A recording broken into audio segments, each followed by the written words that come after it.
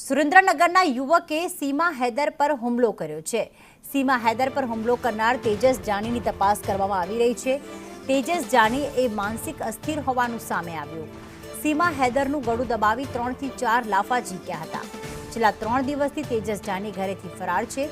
સુરેન્દ્રનગર પોલીસે તેજસ જાનીના ઘરે તપાસ કરી છે। તો સુરેન્દ્રનગરમાં સીમા હૈદર પર હુમલો કરનાર શખ્સ તેજસ જાની હાલમાં ફરાર છે, પણ એવી માહિતી સામે આવી છે કે તે માનસિક અસ્થિર છે।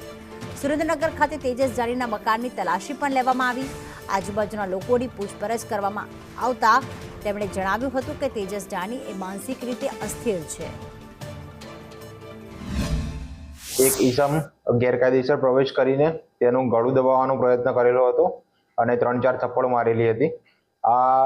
આ કારણે સીમા હૈદરે બૂમાબૂમ કરતા તેના પરિવારજનો અને પડોશીઓ આવી ગયેલા હતા અને તે ઈસમને પકડીને ગ્રેટર નોઈડા પોલીસને સોંપવામાં આવેલો હતો। ગ્રેટર નોઈડા પોલીસ દ્વારા આ યુવાનની પૂછપરછ કરવામાં આવેલ તો પૂછપરછમાં તેનું નામ તેજસભાઈ જયેન્દ્રભાઈ જાની છે એવું જાણવા મળેલ।